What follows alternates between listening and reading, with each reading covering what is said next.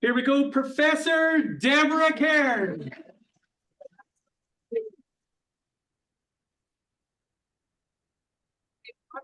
The dog excited? Okay, we're right to start. Lovely. Okay, so it's lovely to see you all here today, and it's a very strange situation to have family and friends here, but it's really nice to faces. I'll try and stay serious because I am obviously talking about a serious topic. So I'm not going to look at Craig, and I'm definitely not going to look at Andrew, your board, or Katie actually, who's behind, so that's a nightmare. Okay, so I'm not going to look in that direction. So today I'm going to be talking to you about the work that I do here at the Scottish Learning Disabilities Observatory, and it's focused, as Rory said, around addressing the health inequalities of people with intellectual disabilities. But just to give you a sort of quick overview of my career today, I am loving John supporting me.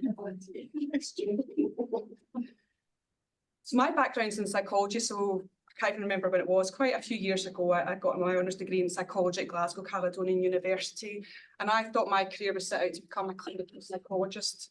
And so off I went to William Wood Medical Centre, where I worked with two clinical psychologists who specialised in children and adolescent mental health, and was a research psychologist for them for just over a year.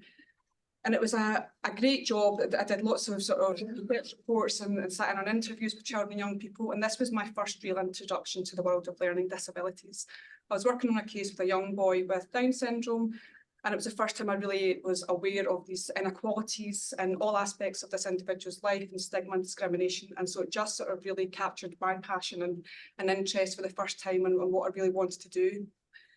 And so I thought I really need to sort of gain more of an understanding around this world of learning disabilities, and so decided I wanted to sort of get more hands-on experience, and so became a support worker for an organisation which was previously called McFarlane Homes and is now McFarlane Trust, where I worked in a residential home for 10 adults with moderate to profound learning disabilities.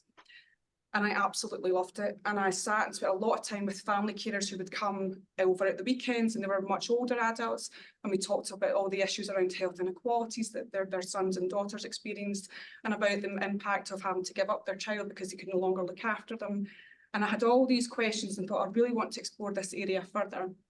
And another opportunity arose back at Glasgow Caledonian University. It was an open call for a PhD fellowship. Basically, the call said that write a proposal around health inequalities. And I was really curious about what happened to the older parents who decided to continue looking after their son or daughter at home. And so that was the focus of my PhD. And that just sort of really thought, this is the work I want to do. But strangely, I got approached by Brunel University in London from a professor that I worked with briefly at Caledonian University, saying, come down for an interview as a research fellow. So it was a big jump, and I was only in my third year of doing my PhD. And I felt like it was an opportunity I couldn't say no to. And so I went down for the interview just to see what would happen. And they said, we want you for this 3-year project down here. So I moved to London and finished my PhD part-time. And when I say part-time, it was my weekends, and I wouldn't recommend it. It was awful. And so what was supposed to be a 3-year contract down in London ended up being 8 years, and I loved it. And I did manage to do some intellectual disability research, but I was desperate to get back up to Scotland and to focus more on intellectual disabilities.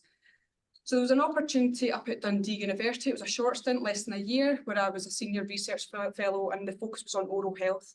And I had ideas about intellectual disabilities they were keen for me to hear about, to write proposals. But then I saw this opportunity at Glasgow University, and they were talking about the Scottish Learning Disabilities Observatory, and that there was a research fellow posted, and I thought, that's where I'm from, Glasgow. This is the opportunity that I want, and to really get back in to do just all the research focused specifically on learning disabilities. And I was successful, and the rest is history. I've been here ever since. So that was back in 2015. I then was promoted, I went for a job as a senior lecturer in 2019, and then made professor last year. And so I'm going to tell you a little bit about my journey here at the University of Glasgow. So as I said, the Scottish Learning Disabilities Observatory was established back in 2015 by the Scottish Government, and they had written in the Keys to Life strategy in 2013 that this observatory would robustly underpin health improvement, and it would address health inequalities. Now, this idea pretty much came from Professor Linda Allen and Professor Anna Cooper. So Linda worked in the government at the time and was very passionate and worked in the field of learning disabilities. And Linda's done a huge amount of work in this field.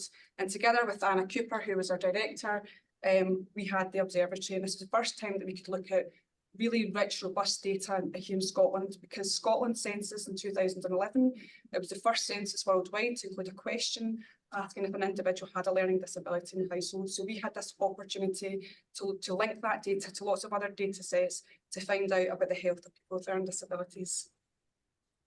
In 2019, I think, so Anna decided to step down early and retire and travel around the world, currently in South Africa. And we were delighted that Professor Craig Melville, Professor of Intellectual Disabilities, stepped in and sort of changed things up a wee bit. And it was quite exciting because it just sort of gave us a bit of fresh energy to do more exciting things and to expand our research and the methods that we used at the observatory. But Craig gets sick of me constantly asking questions and always getting excited about new ideas and disagreeing with everything he did. I'm sorry, Craig. And Craig just said, look, I'm done with this. Could you take over as director? And so I did. And so in March this year, I took over as director, and I've got very big shoes to fill with having Professor Anna Cooper and Craig Melville as the directors previously. And around the time of when I was taking over as director, we were working as a team to restructure the organisation, because within the University of Glasgow, we also had the University Centre for Excellence in Developmental Disabilities. And we basically had the same remit, the same goal. We wanted to address the health inequalities of people with intellectual disabilities. And we had all these experts in intellectual disabilities across these two teams, and we thought it makes sense for us to merge them both. And so we are now one of the UK's largest research centres dedicated to improving the health and wellbeing of people with intellectual disabilities. You've probably noticed I've gone between already saying learning disability and intellectual disability. They basically mean the same thing. So the term learning disability, we're the Scottish Learning Disabilities Observatory because that's the term that's commonly used in Scotland and the UK more widely, and intellectual disabilities is the international term. So whenever we publish research or write research grants, we refer to intellectual disabilities. And this is a quote about what an intellectual disability is from the Keys to Life strategy, saying it's a significant lifelong condition that started before adulthood, which affected their development and which means they need help to understand information, learn new skills and cope independently. And the spectrum, the learning disabilities, you can't just group it all in one sort of term. We have to think about people with quite mild learning disabilities, moderate, severe and profound. So we can't fit everybody just within that one term. So why do we need an observatory? Because as Rory highlighted when he gave the introduction, people with intellectual disabilities experience significant health inequalities. People die with intellectual disabilities on average 20 years younger than the rest of the general population, which is shocking. They have poorer health in every aspect of every health condition we pretty much look at. They've got much poorer health. Their health pattern differs from the general population, and I'll talk a little bit more about that during my presentation. They experience complex and multiple health needs, and not just in the data that we look at, but just in society more generally, and that's something that really needs to change.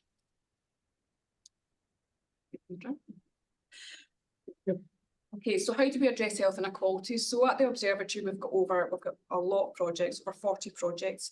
These are some of the projects that I've either led on or been involved in with our team. So we look at individual health conditions, we look at both physical and mental health, we look at the impact of our other external factors such as medication use, and also environmental factors, educational outcomes, and we're also really interested in inclusion, stigma and discrimination, and also the health of family carers. I can't talk about everything I've been told to keep this under an hour. And so I'm going to focus on these 5, and I promise it won't be that long. So 3 research projects, one looking at multimorbidity, which is when you've got 2 or more health conditions in addition to having an intellectual disability.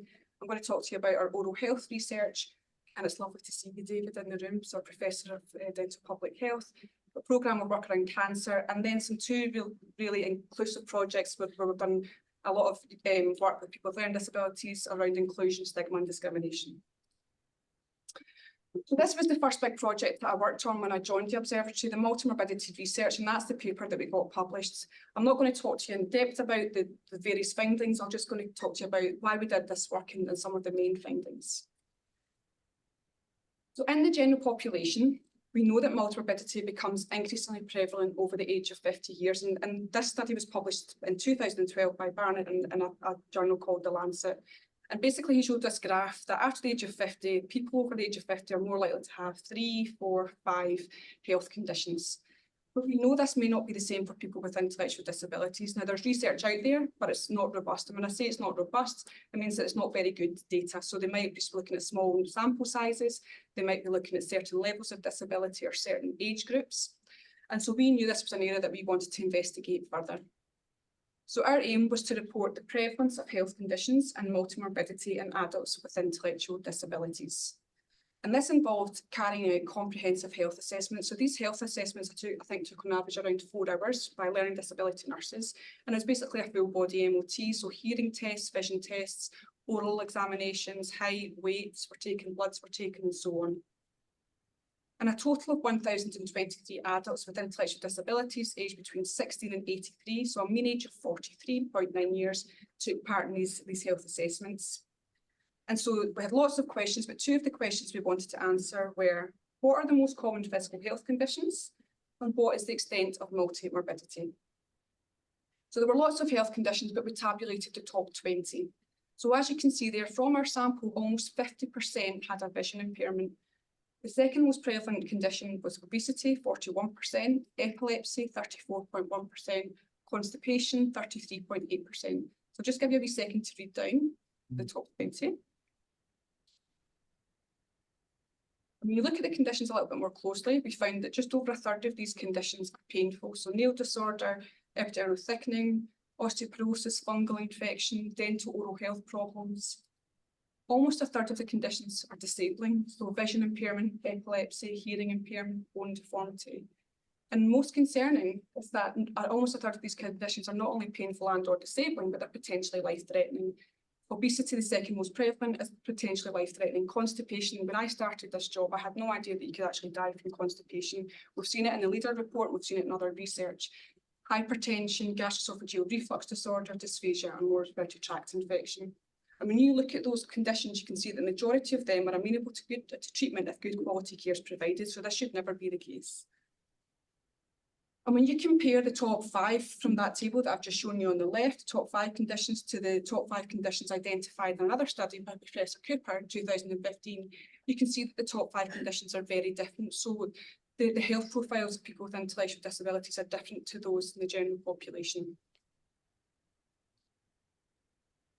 The second question is, what is the extent of multimorbidity for this cohort? So this graph shows you along the x-axis, that's the total number of health conditions that were recorded for those individuals during those health assessments. And the y-axis is the number of people who had that number of conditions. So what we found was the mean number, so the average number of health conditions reported was as high as 11, and 50 people had between 20 and 28 health conditions recorded during these health assessments. And what we need to remember is that this is a mean age of 43.9 years. So I talked about the study by Barnett, who looked at general population. Over the age of 50, you're more likely to have 3, 4, 5 conditions. We're looking at a population with a mean age of 43.9 years, with an average number of health conditions of 11. So huge disparities there. I'm sorry, I just clicked too far, but basically, we also found that pretty much everybody had 2 or more conditions. So the top 20 conditions you saw in that table, oral health was on that, and oral health was something that I was interested in from a previous post, but also it was something that came up in the most prevalent conditions, and it was something we wanted to investigate further. And this resulted in a whole programme of work that we've been doing. So I keep clicking that button, sorry. Okay, so why are we interested in oral health? Because people with intellectual disabilities may have dental needs. They're more likely to experience tooth decay, gum disease, untreated dental disease, extractions, and loose teeth. And oral health may be influenced by a number of factors, including the age of someone, the use of certain medications. So lots of medications have lots of sugar in them, and that will impact on your teeth. The level of someone's disability, living accommodation, and lack of knowledge about the importance of good oral hygiene. But again, there's limited robust research out there that looks at the extent of poor oral health in people with intellectual disabilities. What we did find was a systematic review in 2010 that gathered all the health information, all the oral health information that had been carried out on people with intellectual disabilities. And I think it reviewed papers over the last 20 years up until 2008. And what they found from all of those studies was that adults with intellectual disabilities had worse oral hygiene, greater severity of gum disease, and more untreated dental caries compared to the general population. And at the time we thought, okay, it's 2018, so we can look at the next 10 years to see, has anything changed in those last 10 years? What data is out there to see if things have improved or have things actually worsened? So there were 33 more papers published from around the world. That's all the countries that were included. And sadly, the findings were just as bad as they were before, so nothing had pretty much changed. So the majority of studies highlighted that people with intellectual disabilities still experience poor oral health and a high level of unmet needs. They had inflammation and bleeding of gums, which was frequently reported, and a high prevalence of decayed teeth.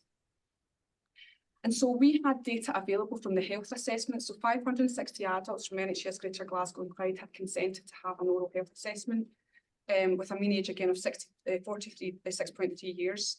Again, we had lots of questions for this research, but I'm just going to focus on two. We thought, well, we've got this data in Scotland, particularly in Glasgow. What's the situation for this population? So how many adults with intellectual disabilities have got no teeth? And how many adults do not have functional dentition? So functional dentition, if you've got fewer than 21 teeth, you do not have functional dentition. So to answer research question 1, 178 people, 31% of the cohort did not have any teeth. And that is double that of the general population, who had, so 15% compared to general population. And then we broke that down by age. We had other tables, but again, due to time, I've just summarised this. So people with intellectual disabilities are at least 10 times more likely than other people of the same age to have none of their natural teeth. In terms of having fewer than 21 teeth, 237 adults, 42% had fewer than 21 teeth. And we couldn't compare that to the Scottish Health Survey data that we did before because just the numbers. But why is functional dentition important? Because if you don't have it, you're going to have problems with eating, difficulty speaking. It will impact, no doubt, on your confidence in smiling, and it may contribute to choking, which is emerging as one of the most common causes of death in this population. More generally, why is oral health important? Because it can affect your overall health, and a lot of people don't realise that. So if you've got poor oral health, there are links with having poor oral health and heart disease, diabetes, respiratory ailments, Alzheimer's disease, and oral cancer. And the final research project I'm going to talk to you about, hope you're all still awake. Dad, are you nodding? So we've got a whole programme of work around cancer research, around cancer incidence, mortality and screening. So cancer mortality, cancer deaths is one of the most common causes of avoidable mortality in people with intellectual disabilities. Yet current robust evidence is over 20 years old. And so we knew this was something that we could do with the data that we had. In terms of cancer screening, if you're not aware, there are 3 cancer screening programmes in the UK, breast, bowel and cervical. And research has shown that people with intellectual disabilities participate in all 3 of those programmes at much lower rates than the rest of the population. And I'll explain why that's important. So this is a programme of work that we're doing with colleagues across the university, in particular Professor Katie Robb, who I said I wouldn't look at because she might make me laugh, and Dr. Marie Kotzer. So I'll just talk to you about the first study. So this was funded by the Baillie Thomas Charitable Fund, and it was looking at cancer incidence and mortality among adults with intellectual disabilities. And Dr. Laura Wardier, so we worked with a huge team of experts, oncologists, cancer specialists, statisticians, you name it. It was a very complex study, and Dr. Laura Ward pulled this all together and was the main researcher on this project. And that work's about to get submitted for publication. So then the findings will be released hopefully soon, published soon. But the main finding, unsurprisingly, people with intellectual disabilities are more likely to die from cancer than people without. And when we looked at cancer incidence, we looked at lots of different cancers, but just to give 2 examples. So when we're talking about bowel and breast cancer, the incidence of having bowel and breast cancer was much lower in people with intellectual disabilities than the general population, which sounds great. But people with intellectual disabilities were more likely to die from bowel cancer and breast cancer. And part of the reason we believe that is because of this low uptake of cancer screening. So cancer's not getting identified and subsequent individuals are dying. And so that then goes on to really reinforce the importance of these next 3 studies. So Professor Katie Robb and Dr. Marie Kotzer invited me to be a part of this Cancer Research UK project, looking at improving cancer screening among people with intellectual disabilities. This was a UK-wide study and to develop a complex intervention. And so we've done a huge amount of work, and I say a huge amount, that was Marie and Lauren, Dr. Lauren Fulton, who have been out there doing lots of interviews. They've pulled together a systematic review looking at different interventions and developed recommendations. And again, that work's in the process of being written up for publication. And at the time we were doing this work, Katie and I saw an opportunity to work and to expand our research, not just looking at Scotland, not just looking at UK, but what are all the other experts around the world doing in terms of cancer research. And there was an opportunity to work with Radboud University in the Netherlands, because they had comparable data. They had similar data to what we were doing with the Cancer Research UK work. And so we were awarded funding to sort of share our research findings and sort of develop a research agenda together. And not long after, the Royal Society of Edinburgh had another opportunity to do an international project. And again, I saw this as an opportunity for us to share our data with experts out there. And one of our colleagues here at the university suggested that we get in touch with the University of New South Wales in Sydney, Australia. They have fantastic research out there, really robust data. And so we were awarded money to do similar research. And next year, we're all going to meet at the World Congress to share our research findings and to develop a research agenda together. So that's all exciting work and great point. So that's just the examples of health inequalities experience. So as I said, we've got so many projects and so many different health conditions. And just to reinforce these huge health inequalities in the lives experienced by people with intellectual disabilities.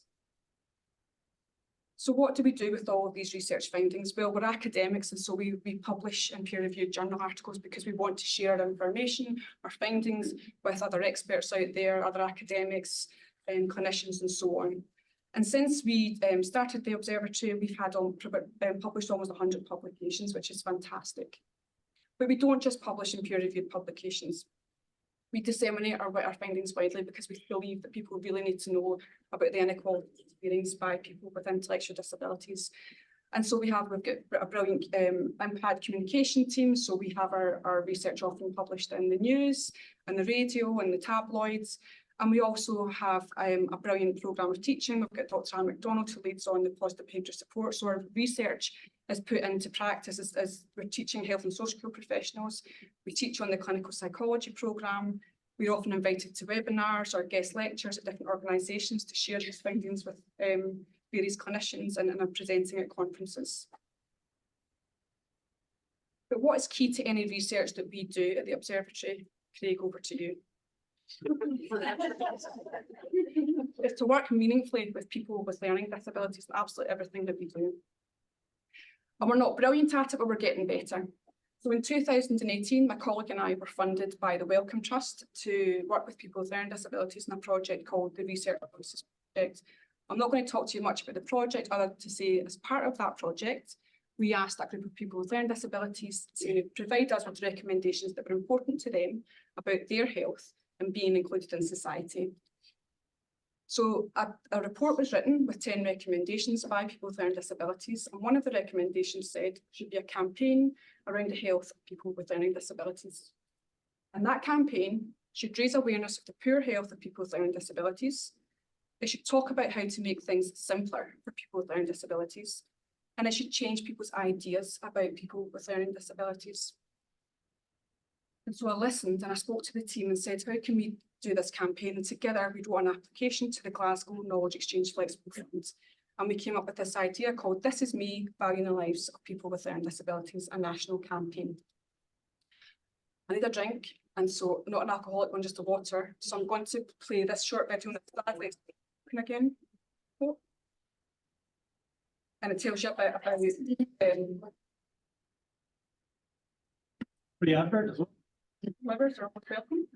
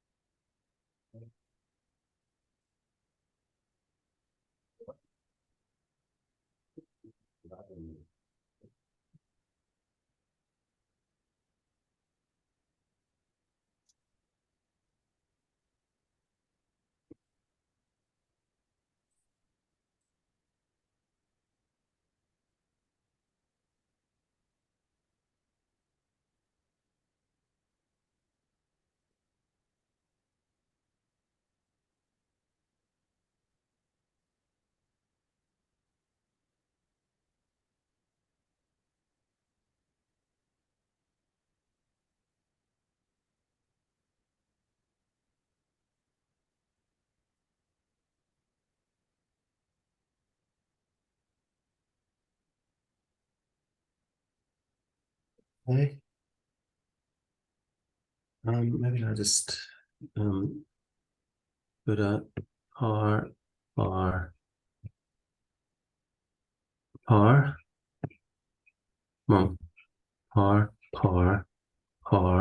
sleep. There we go. Done.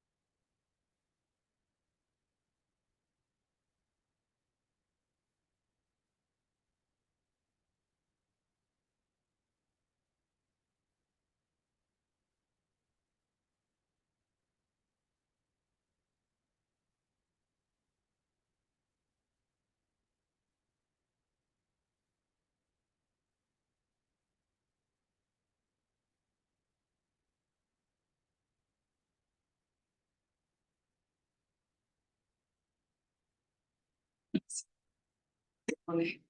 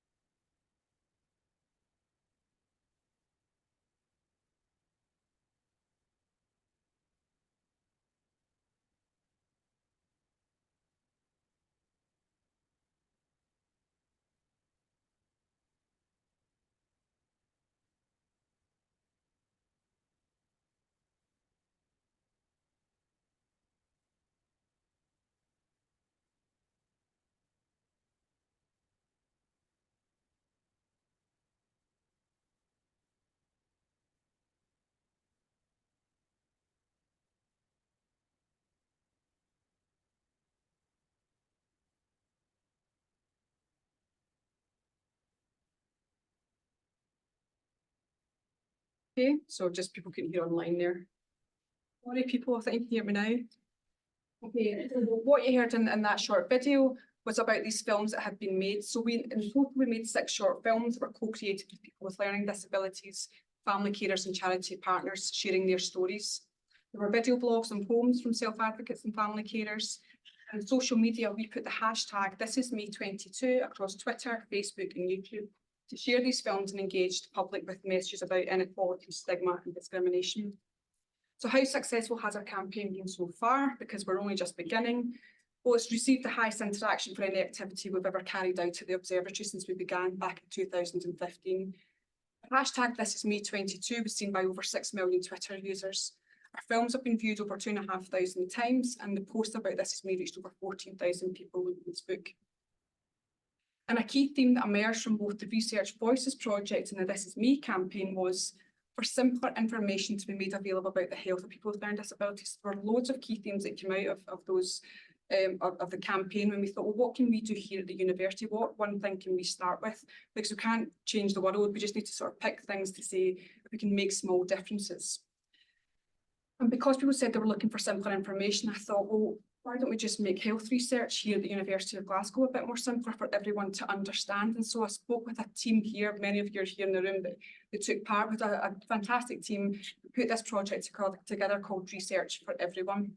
And again, this was funded by Glasgow Knowledge Exchange Flexible Fund. What's this project about? So basically, as I've said, we want researchers at the University of Glasgow to produce easier to understand information from their health research. Why? Because we think health research is often written in a way that's too difficult to understand, at times can be confusing. And we think that everyone, not just people with learning disabilities, but everyone has a right to health information that is meaningful to them. So Natalie, who's a self-advocate with learning disabilities, said, we have the right to understand health information like everybody else. We just have to go about it in a different way. And Jenny Miller, who's the Chief Executive of Cairns, who you saw in that video there, said, the only way we can learn from research and ensure that lives are better for people we support is if we make the findings accessible and meaningful. So we worked with a team of experts, so people with learning disabilities, family members, third sector organisations and health researchers to help us develop information about health research that's easier to understand. We picked two very complex health research papers that have been published by researchers here at the University of Glasgow. I don't think you can see the writing there, but one of the papers was Association of Field Position and Career Length with Risk of Neurodegenerative Disease in Male Former Professional Soccer Players. So basically brain disease in former professional footballers. And the other paper was around depression and anxiety among people living with and beyond cancer, a growing clinical and research priority. They're very complex papers, and we chose them because we thought if we get this model right and make that information easier to understand, then we're getting it right. So what did we do? So we worked together as a team for 6 months to build up confidence working together as a new team, making sure that people with learning disabilities had a voice and family carers to tell us what they thought. We worked with the authors from some of the authors from each of those papers, along with the research team, and a company called Media Co-op who helped us develop the animations that I'm going to talk to you about. We worked to identify key messages from the two research papers and decide on what words to use, amongst other things, to make this health research easier to understand. So we produced information in different ways so that as many people as possible could learn from this research. We know from research, everything's based on research. We know from research that some people find it easier to look at images, maybe on their phone or on their laptop. Other people prefer to read and other people prefer to listen. And this also ensured that we were identifying and making sure we're meeting the needs of people who may have sensory impairments, for example, vision or hearing impairments. And together we decided to create animations. So this is actually the animators created the team who wrote the paper. So that's what they look like. Almost identical. The podcasts were, we had a journalist who had self-identified as having a learning disability, interviewed one of the authors from the papers and spoke about the paper and why it was important in an accessible way.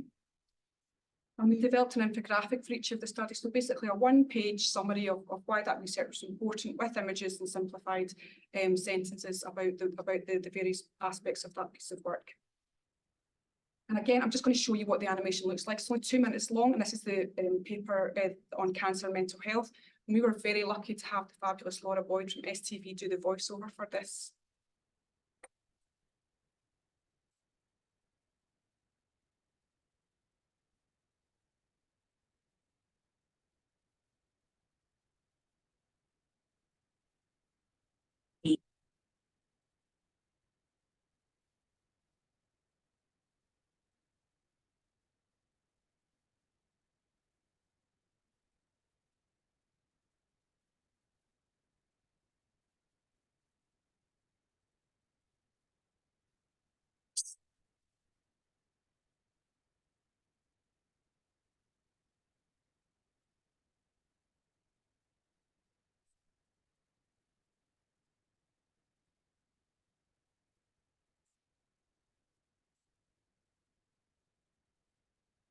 Ready.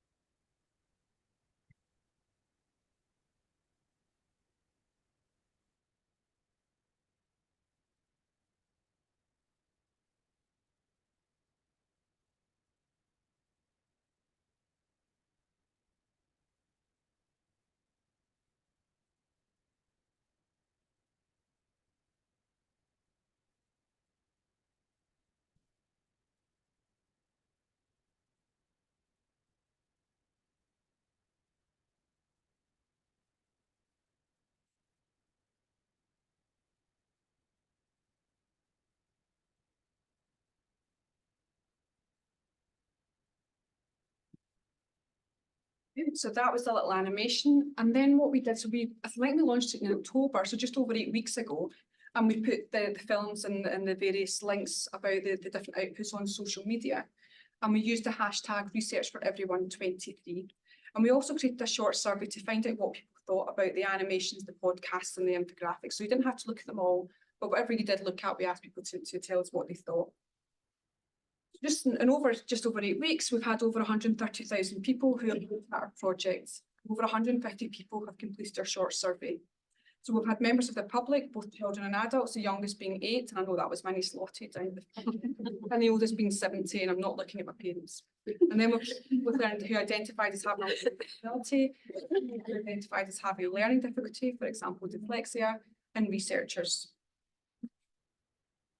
So quotes from people have taken part. So this was a member of the public who identified as having a learning disability. They said, "It simplified the information without making me feel that it was patronising in any way." And a member of the public with a learning difficulty said, "It's a good way to deliver key information simply and quickly." Another member of the public said, "I'm a visual learner, so prefer this method. It helps you remember things as opposed to reading lots of text."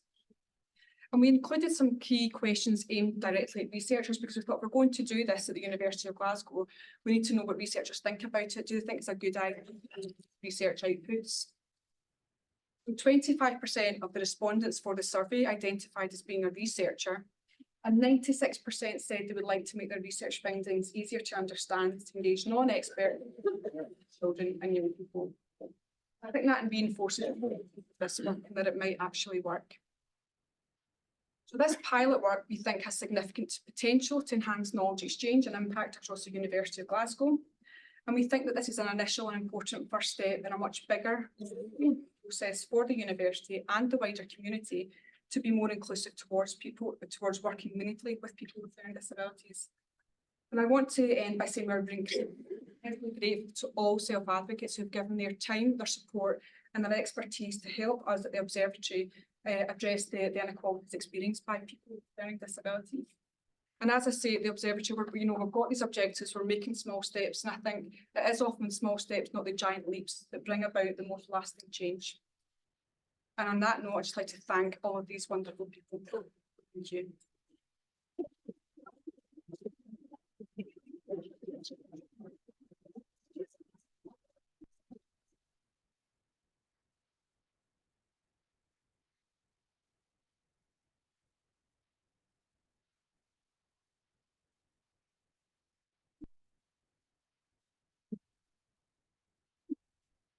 Well, I think that applause, I think, really highlights, I think, the quality of the work debate. So I think you're happy to take some questions, are you? Yeah. So, so comments or questions for Debbie?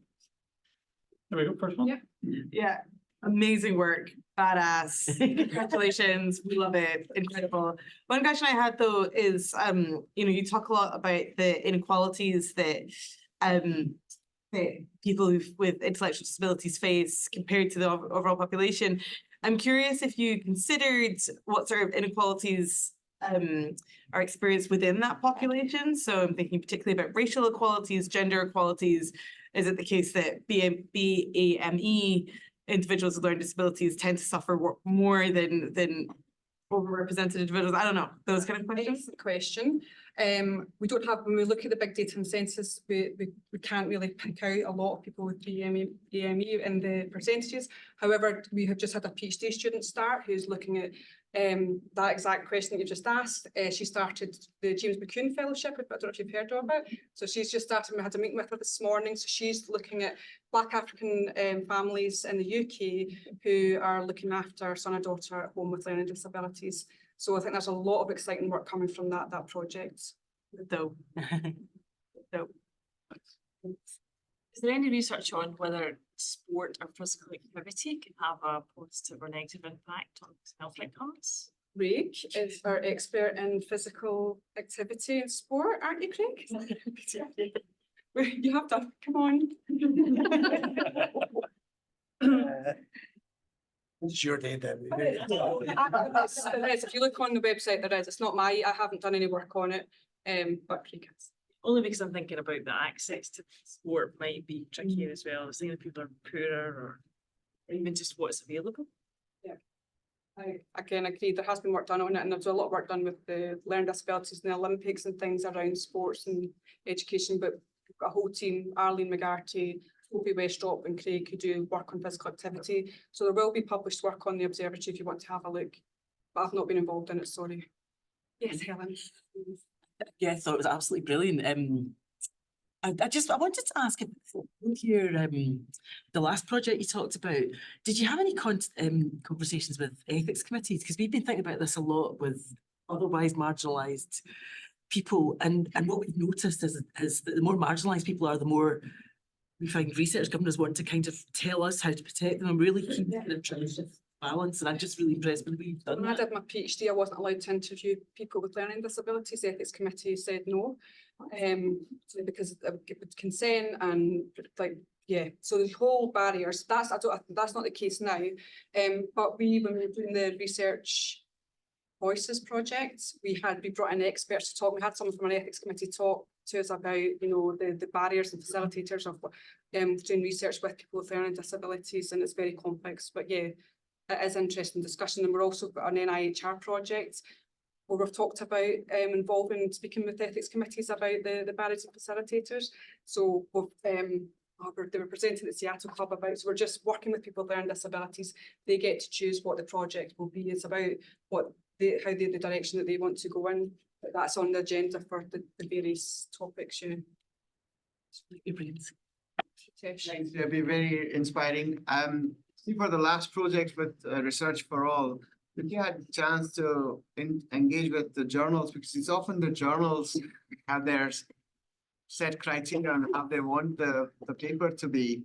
So researchers are responding to that. Yeah, so what's the Learning Disability Journal? So one, you can put in an accessible summary. I mean, how accessible it is, I mean, you put in an accessible summary in one of the Learning Disability Journals. Again, with the project I just mentioned to Helen, that's something, so we published an abstract for a conference, and then we told a journal, again, I can't remember off the top of my head what the journal was, maybe British Journal of Learning Disabilities, and they said that they would write an accessible version of it for their journal.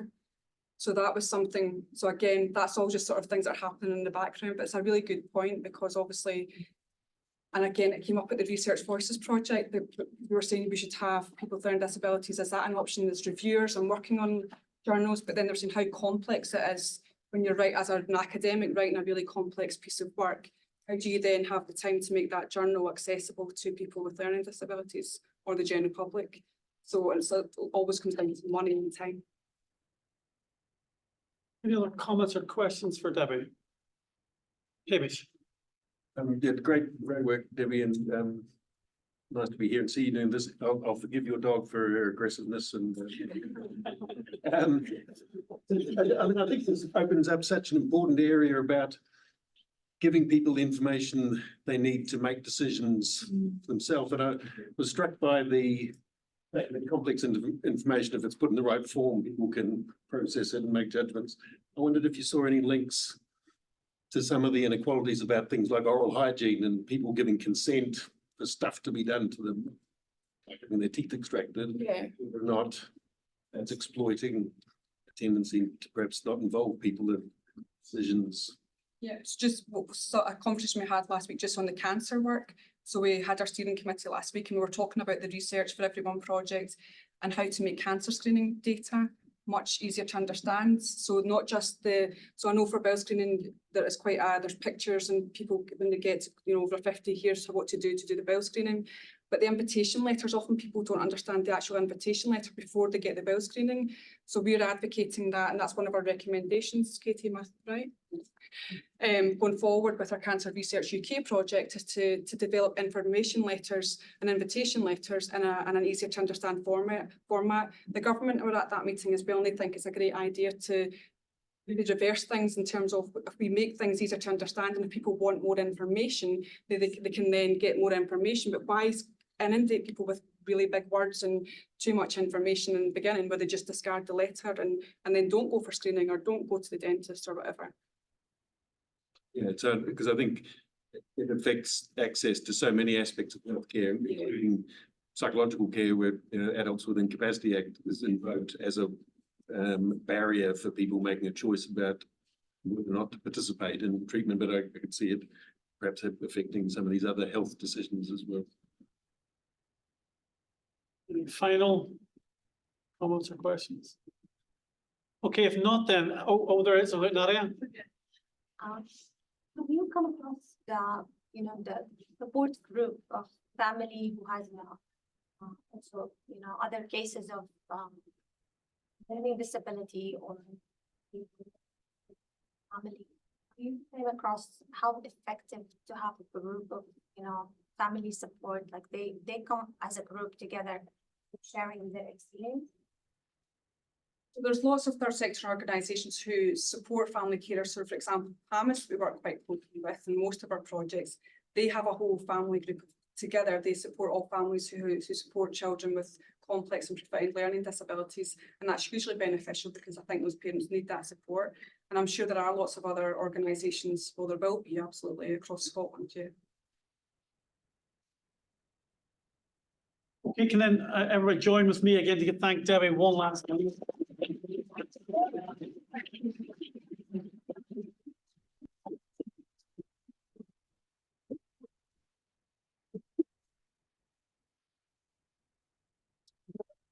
There are refreshments immediately outside the room, so if everybody just join us for a whole range of different types of refreshments, so. Wait, I need a drink. I want to get a photograph of you, but follow your title slide before you go out, but apart from that, everybody else can make their way out and join it immediately outside, but that was great, Debbie. Just hang on, photograph.